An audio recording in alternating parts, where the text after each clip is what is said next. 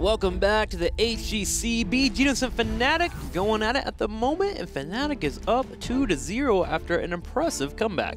It was really an impressive comeback, and it was just absolutely showcasing in very nice fashion how to play the map. So that was very educational. Unfortunate though for beGenius. They had a great early game here. They just couldn't translate it into that victory, and it was so close at times again. It feels like every single time the games are just hinging on that one moment, maybe two, where they make a small mistake and they just can't get that one map in. It's so hard too, because it has to hit you in your psyche a little bit. You know, you look at your score and you're like, we're not this bad of a team, 0-8. You know, we get some wins here, we have moments of glory. Their problem is they just don't quite close it out, and that's what you have to do when you're playing in a league with this much depth. Europe is completely talented. We see so much skill everywhere, and beGenius is a team that is talented too. They just sadly are at the bottom of the cream of the crop, which is unfortunate. Let's figure out which battleground we're going to for game number 3. Remember, this is a best-of-5 series. Fnatic is 1 win away from securing the victory. The battleground we are going to is one of Fnatic's best, Tomb of the Spider Queen. Tomb of the Spider Queen is going to be the next one. I mean, there's a lot to say about the series. So guys, once again, we can only encourage you, check out #HGC on Twitter and send us your tweets. There have been a lot of people talking about the game so far. We had one a bit earlier from Stephen Fortin, for example, highlighting exactly that point in Towers of Doom, the comeback that was displayed by Fnatic, just showing how you can approach the situation when you're down 2 levels. But yeah, get the discussion going, #HGC, and send it to Heroes Esports. And we're going to, of course, read through all of that, and maybe we're going to see your tweet also on screen. But as you said, we love to hear from you guys. I actually want to go a little bit further. What do you guys think at home that beGenius needs to do as a team to earn victories? What is holding them back? Is it communication? Is it the moments of glory not quite finishing? We love to hear from you guys. Tomb of the Spider Queen. Here we go. The first ban of the day will be awarded to Fnatic. Fnatic is now once again banning here first, and there we have Orion. What a comeback by Fnatic here with that Nick. And yeah, indeed, it was a very impressive one at that, and there's a lot of patience that went into it. It's one of the things that a lot of people usually are missing when they are like playing the game, that you can always come back into this. In our third and potentially final map of the series, we have Fnatic now going into the ban on Tassadar, which is very consistent to what they did so far. Tassadar, you can argue, gets even additional value on Tomb of the Spider Queen, because you can more or less control nearly both of the 2 turning points with good vision on him. And beGenius, they follow back to what they did in the first game. They seem to be banning out Lucio here, just trying to deny that healer to Fnatic. Something to worry about for both of our teams here is Johanna just goes up in priority to be a Tomb of the Spider Queen, one in particular for Fnatic, because they love to run their Chromie shenanigans, but also beGenius loves to have Johanna on their side. The wave clear that she provides is so powerful, so watch out for that tank to be up in the first couple of rotations. Greymane will be the pickup for Fnatic, and they are going back to their roots. This is the new meta, if you will, for Fnatic. The last couple of weeks, it's all about Greymane. It's not only Fnatic, it's really just a hero making a massive comeback in Europe. And as I said earlier, with having someone like Quacknix on that hero that has been playing it for just so long and is always happy to jump back into his comfort zone, they will draft around it, and Greymane is just absolutely amazing. The interesting part is, like we've been talking about #HGC, Quacknix himself has actually tweeted about the last game as well, talking a bit about how awkward it was for them, that the draft was a little bit meh, that they're really happy that they were clutching out the victory. So our boy that is going to jump on the Greymane here also being very vocal during the games, and definitely highlighting that the draft aspect of beGenius on the last map was actually pretty good, so he acknowledges that right away. Clever draft, man. It's what many put as 50% of the game, really. Before you even get in the game, you bring out the mechanics. Understanding your draft and what you can and cannot do is very important to earning a victory or success. Malfurion and a Nubarak will be the first pickup for beGenius, and we now have that dive cake available, and we also have Malfurion here for those heals. Yeah, so we have a Nubarak again for the potential dive. It's interesting to see that Arthas was so far ignored. I think still that's a decent pickup for them. When a Nubarak is picked this early, you of course have also really to think about, okay, what does my opponent want to take here? Because oftentimes a Nubarak, while being a great hero as is also used as a mage counter. So if you want to pick up a mage later on in the draft, one of the things you can do is pick up in a Nubarak early. It complements most compositions anyways. And so later on, at this point, Fnatic could think about what do we want to pick in terms of mages, what do we try and ban out here. This is a map where we've seen them all. We've seen Kalthas, Gul'dan, Chromie. Like, you can play any kind of hero here, basically. And the response from Fnatic really shows that there. With the new map being picked up, suddenly Gul'dan needs to be picked up higher here. The Rhaegar and the Gul'dan taken away, so now beGenius is going to put out their ban. And Fnatic, if they really want to go aggressive on keeping mages out of the hands of beGenius, and we talked about in the past, Li Ming being one of those, you could actually ban it out here because they already have one of the other strong mages that are great on this battleground, which is Gul'dan. He brings that wave clear, he brings the Horrify, and he's strong in choke areas, which Two-Mode Spider Queen has a lot of. Yeah, and especially the Horrifies. If you have a Grey main and he gets just like those short, like, first of all, it's of course a displacement issue. You're trying to use the Horrify behind a target to just push it into your team. Grey main is going to thank you with a kill usually in that scenario. So if that happens, then Quacknick is just going to explode and take targets down. beGenius with like the bans, they can definitely target the front line. You've been already talking a bit about Johanna as a potential pick. There's also Arthas around. There's a chance that beGenius with the Anubarak is also trying to get Arthas themselves. In that case, they could ban out Johanna to deny some of the wave clear to Fnatic. But they ban the Arthas instead. So Johanna is still on the board. And that's actually interesting because like Johanna and Anubarak is in my head not really doesn't really have the most synergy in that setup. So I'm curious to see what they are going to use for their front line. You do have control in that setup, but it is one hard to pull off. You need to get a good flank in for Johanna to be very effective. Arthas being banned out, I was also toying with the idea of Ariel. Rhaegar and Ariel could be together. Rhaegar pretty solid by himself though as a solo support. The idea of Ariel, Rhaegar, and Gul'dan bringing a mana battery puts Fnatic in a spot where they can run a solo tank, whether that be a Varian in particular. But beGenius elects to get rid of the Arthas so they don't have to deal with that front line, which kind of makes me think they want to get a strong melee up there in the front. Yeah. Now, I think so too. The thing is, it's a bit of an interesting start into the draft. We have a bit of a battle over the support so far, with Malfurion being picked up. The counter on the side of Fnatic is using Rhaegar so that it doesn't get banned out, but then beGenius reacting with that Arthur. So Fnatic, they could ban out quite a bit of damage in the backline here. But they go for an Oriel ban. They're worried about... It's actually smart if you think about it, because now... What did they do in the first game? They played the double support, and they are most likely going to lean towards something like that again. If they want to run the Anubarak as a solo tank, for example, having a double support behind it makes the most sense here. So I feel like Fnatic with that ban on Oriel is just currently banking on the idea that Malfurion Oriel would be used by beGenius, especially with the ban on Arthas, who usually try to combo off with the Anubarak, so they're trying to just throw a wrench into that. Who would you run as your assassin with that? Would that just be Vala? I mean, you have a couple of options. You can use the Vala. Yes, you said he combos with the Malfurion quite nicely. We have an abundance of heroes still out that you can use it as. I mean, even a Kel'Thas on this map can shine. True. Other teams could have thrown in a Chromie, for example, just to have a bit of poke on that map. You have great interrupt with that. Li Ming is still out there, and we talked about how beGenius loves to play her. So they definitely have a huge amount of options. My only question is after the Oriel ban. Okay. All right, that's one answer. I was more thinking about, do they add a second frontliner? In this case, now we have them pick a Tyrande to complement the Malfurion and have at least some iteration of the double healer setup. So that's an interesting approach to it. Now, do we get a Stitches final pickup for beGenius?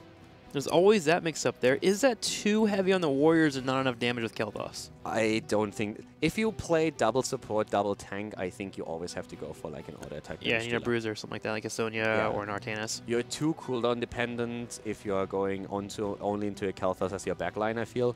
Unless you have a hard-hitting melee assassin in there, but if you go for tanks, I don't think so. The Tyrande is interesting to me because... Normally we see an Owl build, which is extremely versatile. You do damage in the later stages of the game thanks to the level 16 talent. You have good cooldown reduction thanks to like Pierce and your level 1, so you get a lot of abilities in.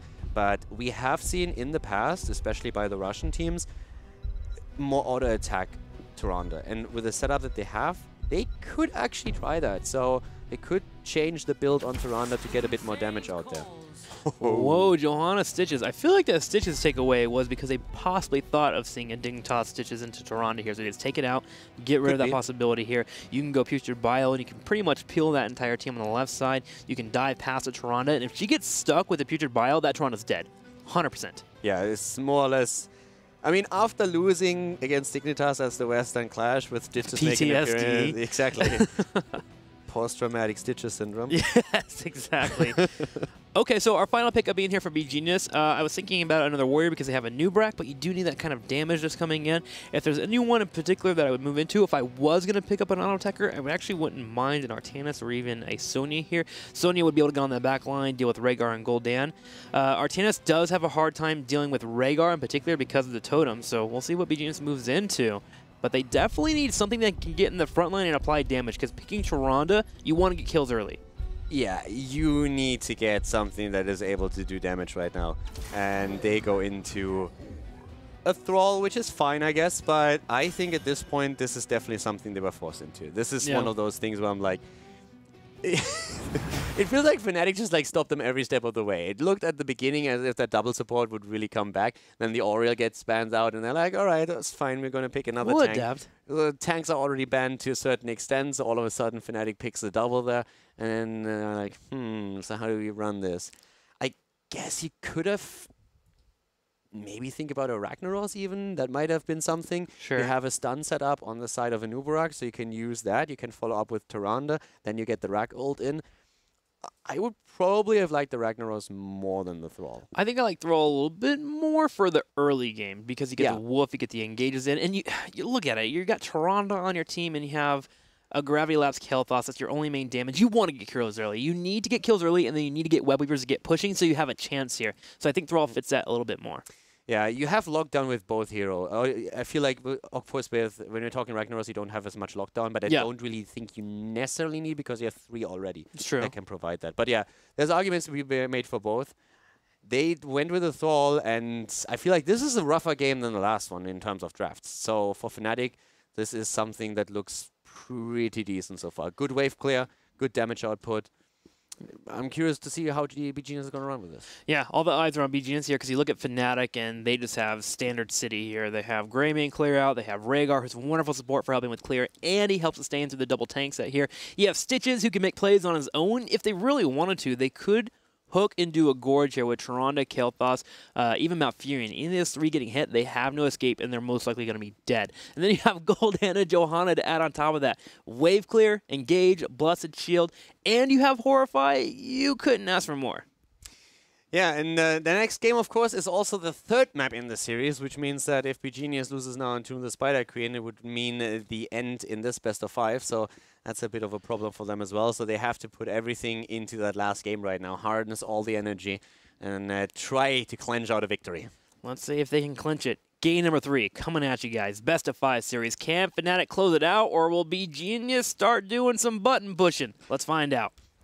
The game is on, and we are, as already announced, on Tomb of the Spider Queen. So once again, to the left side, we have our French team with Tank for the win on the Thrall, Donatan on a Nubarak, Unstable on Tyrande, Arcane on Malfurion, and Kirva on Kael'thas. Washington Unstable here. I want to see his Tyrande gameplay. On the right side, in the red, it will be Fnatic. Smexy showing off the Rhaegar play. We're going to have Stitches playing by Wubby. We're going to have Gul'dan played by Schwimpy. Greymane will be playing Quacknix. And then, of course, Johanna on Breeze. Yes, we're going to be having Quacknix being played by Greymane. Perfect. Great job there. I wouldn't even have corrected you there because I think it's actually, you're making a good point. Like, this seems to be one of those things where Greymane is literally begging, hey, come on, pick me. Yeah, let's go. Let's play it. Let's do it. Coach, put me in. I'm watching Wubby over here. He's the only one that could make something happen here in the early game in this 5-on-5. You're not going to usually see an engage. The hooks being available is a serious threat that beGenius needs to look out for, so you see them playing safe. Now, they do turn around and hit a Gravity Lapse. No follow-up from Lunar Flare as Tyrande headed to the bottom to make sure that Thrall would be okay. It's one of those awkward moments when you have the Stitches on the solo lane against the Thrall, not being part of the 4-man, but Breeze in that position is just better. So if you look at most of the maps that we have in Heroes of the Storm right now, there is a very clean cut towards like 1-4 split. So you have a solo laner and then you have a 4-man that rotates between lanes. It's one of the things that you can definitely do in your own games as well if you're playing Team League, if you're playing Hero League, and you see it here. So both the teams are currently trying to win the 4-man rotation between the middle and the top. So the main idea is you just like move from lane to lane and you just burst the wave down. You're not trying to necessarily win a fight there or even engage in one. You just burst the wave down and travel to the next one. And your opponent is starting to trail behind at some point. if they don't clear the waves as fast as you do, because they're going to lose out on experience early on. So that's like the whole idea of having these setups, at least until the Spider Queen. Yeah, you're trying to force your opponent to fall behind somewhere, whether it's ammo on their turrets, experience, or even just missing straight up minions. Yeah. And then, if they start to lag behind, you can make an aggressive play to go in for a kill. You're just trying to make them think, oh gosh, we have to catch up. So Fnatic right here, with them having the Gul'dan, the Johanna, and the Greymane, have the tools to clear much better, whereas Kel'Thuz has to drop flame strikes left and right. Exactly, and this is one of those things where you have to also understand your own comp, which Fnatic here, of course, clearly does. Because oftentimes people think that when we are talking about these rotations, they need to take kills and get picks, like we see here happening for beGenius, for example. So if you have a comp that really is designed to get kills early on, like beGenius has, with that Tyrande, with that Kel'Thuz, with stuns, Gravity Labs, then you need to not only focus on the minions, but you also need to try and get these kills in. If you have a wave composition early on, it's a little bit different. You're focusing on the minion wave. So you need to understand what your comp really excels at. And that's what both of the teams are currently trying to put in. Fnatic winning the wave clear battle, beGenius trying to get isolation kills. And they're moving in for an isolation kill. Wubby sidesteps the Lunar player, trying to retreat, and is being body blocked heavily there. Finally turns around for an auto attack. Realizes that his fate here is to fall victim to beGenius and is taken out. Breeze comes into the bottom left to clear out the minion waves and help out his fallen comrade. But Fnatic made a bold move here. They realized there was 4 people bottom. Wubby could buy some time. He's kind of a robust warrior, and he has the ability to grab some health by eating. They just pushed the top lane, and they got a turret out of it. Yeah, and this game, like the entire series so far, has been actually really good to showcase some of the really basics that we are having Heroes of the Storm. You've been talking about the rotation to the bot lane. We've been talking about how beGenius is trying to get these kills. But Fnatic, with vision on the map, realizing, hey, we have a bit of time up to the top where we can do damage. That's why mini-map awareness is so important, because it tells you when you have an opening to do something on your specific lane. Yeah, I think if I remember correctly, if you go from the bottom lane to the top lane on this battleground, it's 7 seconds when mounted to get all the way to the top lane. So take that advantage and push it in. Fnatic, realizing they had a good 7 to 10 seconds before beGenius even showed up, grab the turrets. Use that stuff to your advantage. Quacknix on the right side does get impaled on as Dantan moves in for the engage. Unstable and Airkeen taking damage though from Gul'dan. Will have to be forced to rotate, and Gul'dan just heads back to the top lane and pushes it in. And this is where beGenius starts to lag behind. When they go in for the aggressive plays and don't get a kill, they are taking damage in the top. Exactly, because now they have to just send someone top lane to deal with the wave and soak the experience, and that's Malfurion. And once that Fnatic sees that, they know, hey, we can make a bit of a pressure play towards the turn-in. And so far, both of the teams have actually done a good job turning points in, or gems. 23 to 22. But you can see that the position of Fnatic on the map is getting stronger and stronger because they push these lanes in faster, so they push against the opponent. And with beGenius failing to get these kills, Fnatic can just emphasize on their own team strength a lot more than the opponent, will dominate the turn-in points, and can get the web weavers. And the climax of where this all pays off for Fnatic is when they get the turn-in that you keep talking about, where they can push in the middle of the top lane and maybe get a fort pushed out. beGenius has a chance to stop that though. If they get a kill, take away gems from someone that has a lot of gems on them, that's how they stop momentum. So they have to keep looking for the kills. This is a problem with their comp and why we were kind of looking at it in draft. They're shoehorned into the strategy to where they have to get takedowns. And if Fnatic doesn't give any kills up, they just start to run away with the game. Now, also another thing that I want to point out while you're talking about the turn-ins here. It looks like it happens for Fnatic. There's the interrupt, but look at what Tyrande is doing. This is the most important and the most common Tyrande build that we have. It's at the same time the comp that usually does the most damage and the comp that does is best for interrupts. This is why we're having Pierce here, because Tyrande is also trying to just interrupt turn-ins and can also do with a stun and has the extra range on level 7. And once you pick up your level 16, you can actually get even more damage out of that build. So this is like really the build you should go for if you favor playing Tyrande in your own games. You have so much utility, interrupting objective captures, and also at the same time getting cooldown reduction, therefore having more spells available, more heals, and then later on additional damage.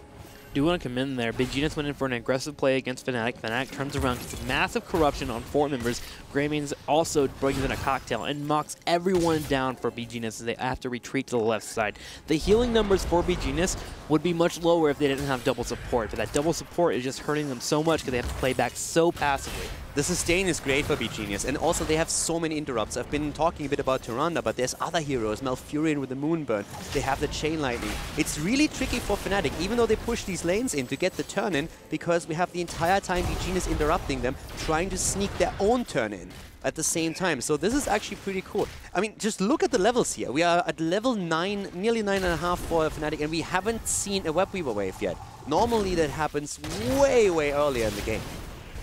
Tank for the win, and trouble on the bottom left. Had he died, that could have been that turn-in you were talking about. Both teams would love to get that before 10. Now, if beGenius holds on till level 10, they do get a lot of heroics that help them in these team fights. Twilight Dream, potentially Starfall here. Could have Cocoon or even Locust Form to dive into that back line. Kirval, though, is being dived upon. Danatan hoping to just hold his teammate in. The heals are not enough, and Kirval will fall on the Kael'thas. That double support kept him alive for so long, but he's falling, and that is the chance for Fnatic. They have the level 10 now. They can make these plays. The Web Weavers, on the other hand, they have already been turned in, summoned by beGenius. Fnatic is going to be able to just annihilate them. They have the level 10, their opponent doesn't, so that Web Weaver wave is only doing one thing for beGenius. It's going to buy them some time. Yeah, that turn-in is both a double-edged sword. One, because you don't get a turn-in for the opposing team, so you have a chance to fight back. Oh, not a tank for the win falls there. That hurts. But it also sucks because you kind of lose out on your Web Weavers, which is the pushing potential for this composition. And beGenius, now with 10 here, is starting to fall apart. Another poke comes in, the damage enough. Tyrande taken out. Yeah, we're talking really about the different tools that Fnatic now has, especially with that Horrify that we mentioned earlier. Once you hit that Horrify, Greymane is just going to go to town. I also want to point out that we have Pyroblast on the side of Kael'thas, so he's trying to get those kills. It's going to be a bit risky, or it's a risky choice, I feel, on their part, because there's an Ancestor available. Yeah. So that should really help out with it. You also have a Johanna and a high hit point Stitches against you. So let's see how much that's really going to do. Good hooks again from Wubby.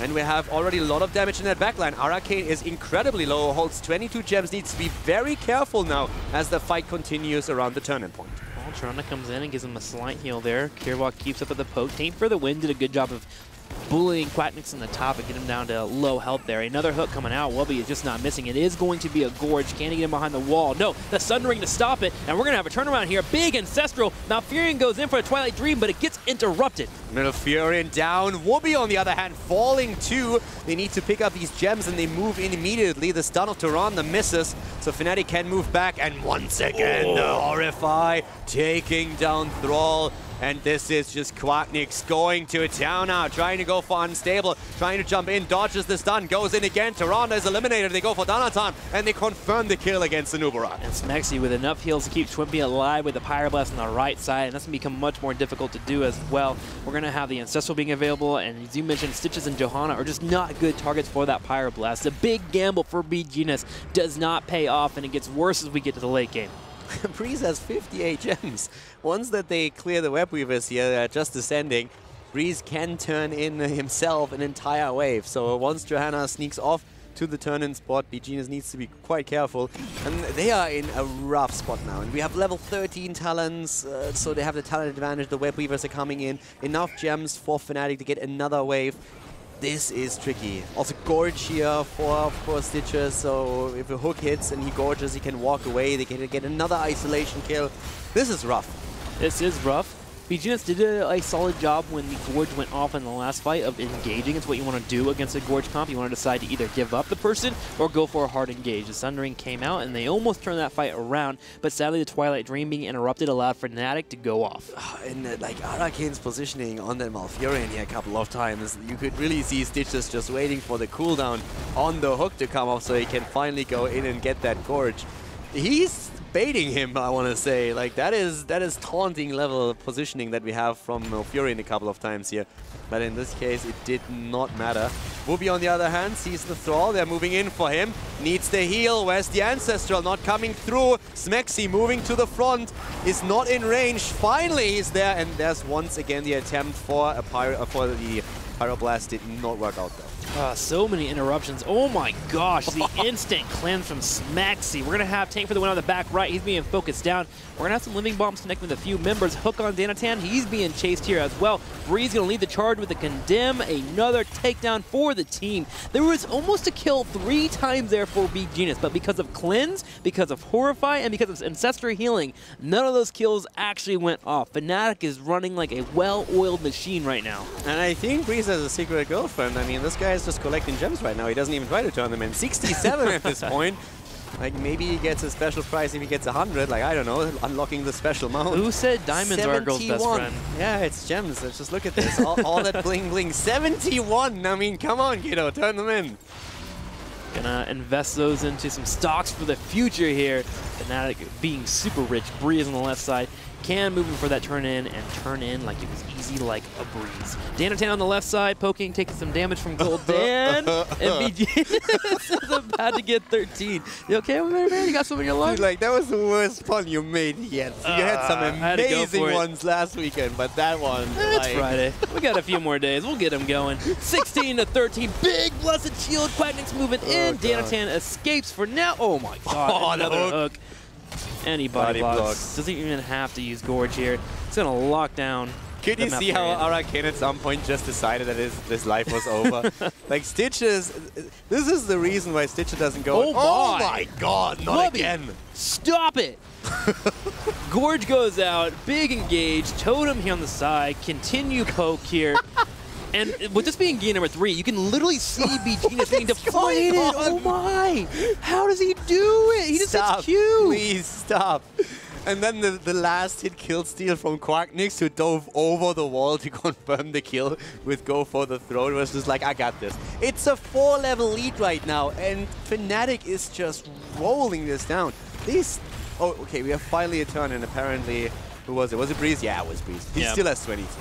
And now the core can be sieged upon. We do have a gray main here. Members will be up for beGenius, so a defense is possible, but with a 4-level deficit, Starfall comes out and beGenius prays to win this fight. Yeah, beGenius at this point is just attempting to stop the unstoppable force that is Fnatic. A 5-level lead, but Greymane is about to fall and dies finally to the Pyroblast. He ran into Swimy, which allows beGenius to chase them down. They got low on health there, and beGenius is going to get a couple kills. Their core keeps falling in percentage for now, but they're looking for kills. They want to make up for all those hooks that hit their teammates. They actually are getting them. Wooby is also going to fall here, so that's not only a double. This is going to be a triple. Moving in to drop Stitches, he just eats him and walks away. Oh, come on, he can't survive. Yeah, there we go. Confirming the kill and taking him down. Now, that's a lot of gems lost for Fnatic, but they still have 62, and there's 44% on beGenius's core. And like, every single one of their keeps is down. Yep, beGenius making the play that they have to make. They run straight towards the boss. They got to take away the boss from their opponent so they can even hold on to this game for a solid amount of time. It also gets them towards level 16. If they win one more team fight here, they can earn a victory. Yeah. Let's look at Wubby, though. This guy has been on fire. Here goes a hook on the left side. Keep an eye on him. He's been connecting them consistently here. Poor Malfurion just barely oversteps, gets pulled in. Look how we see Greymane jumping in just a second. I think that's actually another kill here. But yeah, Hook City from Wubby. This is definitely absolutely brutal. So once again, he's just like running around. Next hook is going to come out in a second. It's just every time the cooldown is off, he gets another one in, just like eats the target. This is the moment, I think, is that where Quacknick jumps over? I can't even remember, but he's just like going for the kill. Yeah, there we go. He's like, that's my kill. Get out of here. So that was insane work on Stitches. 3 hooks in a row, and gotta call it that second hook. That was really Breeze who went in there and gave him vision to know that Toronto was there for the hook. Solid teamwork between Fnatic. All right, so beGenius did grab the boss. It is pushing the top lane, and they do have 16. Fnatic just sitting outside here, threatening for a takedown. If they get one hook here, they can move in for the kill. Fnatic doesn't care about that boss. They have their own Web Weavers now that will deal with the boss, and they have 2 lanes pushing with catapults already being lined up. Web Weavers moving in. Danatan trying to fight the battle. Tank for the win, already going in against Greymane, using his Sundering. He himself in trouble now, though, goes down. It's a 1-for-1 trade as we have Stitches falling as well. Poke on the backside, 1-for-1 here. We're going to have Danatan getting low on health. The cleanse comes out from Arakeen, but it's not enough. Kilplus had to go back home and start defending the score here because the shields are starting to fall. Kirva hoping to hit a big flame strike on one of the squishies. And once again, the core is down, falling, and this is going to be game. Fnatic confirming the 3-0 victory against beGenius on Tomb of the Spider Queen. There it is. So Fnatic will continue to earn wins here, and beGenius yet to earn a victory in the HGC.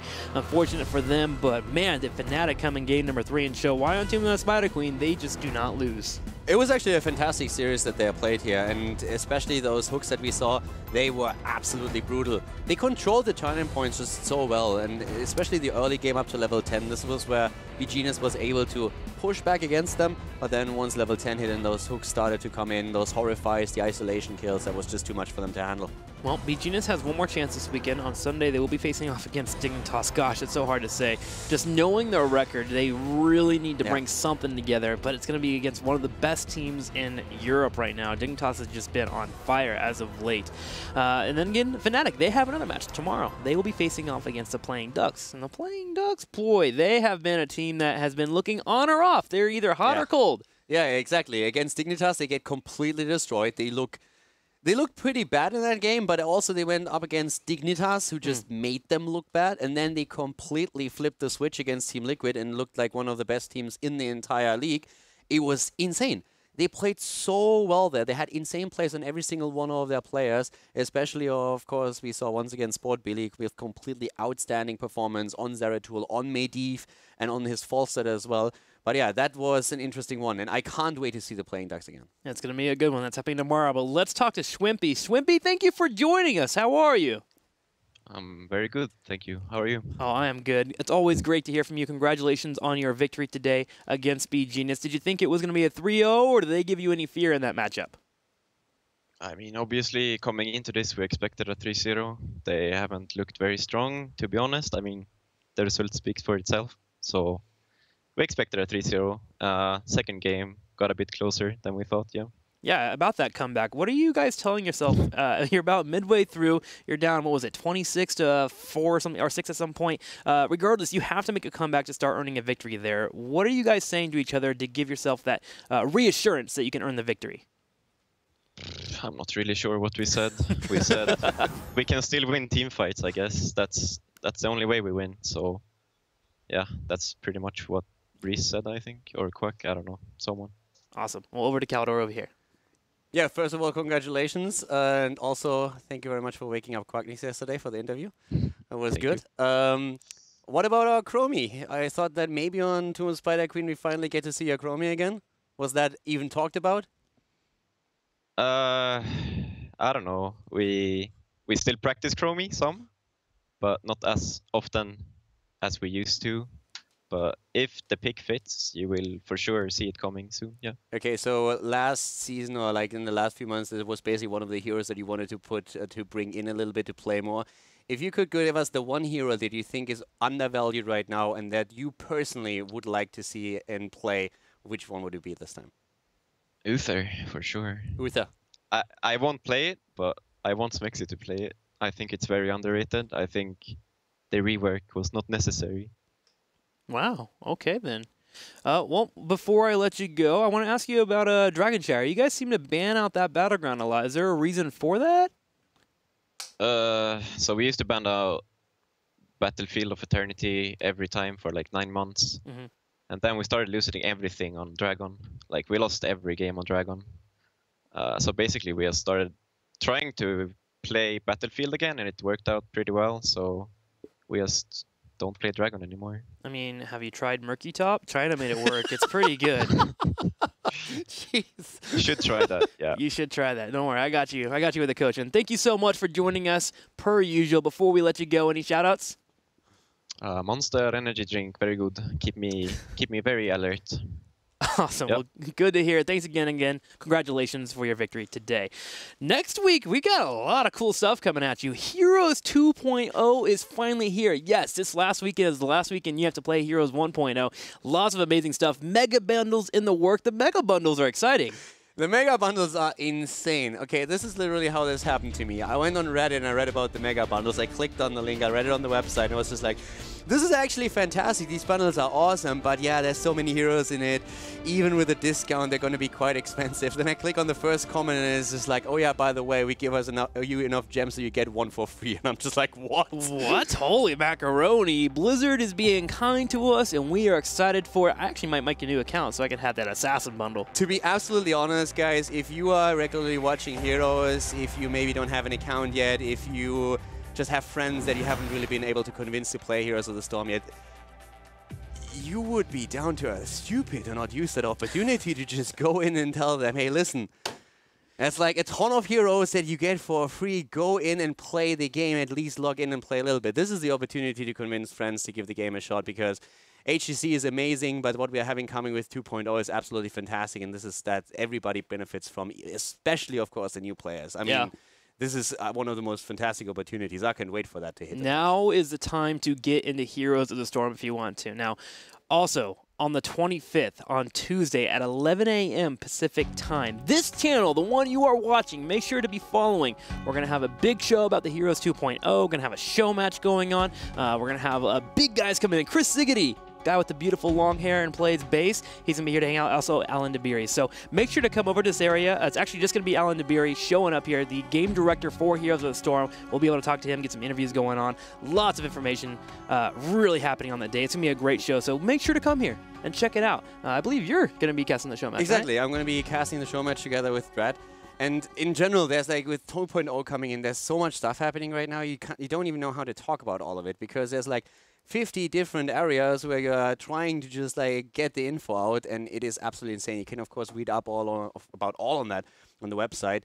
And yeah, 2.0 is out there. We have some fantastic articles also about players now on the website. HazOps, a player that has played in Warcraft 3 and StarCraft 2 now in Heroes of the Storm. Like, there's so much good content out there now. It's insane. There's so much stuff to be excited about. And if you just want to look it up yourself on your own time, you want to read your own time, you don't want to watch the show, you can go to playheroes.com. Everything is going to be there.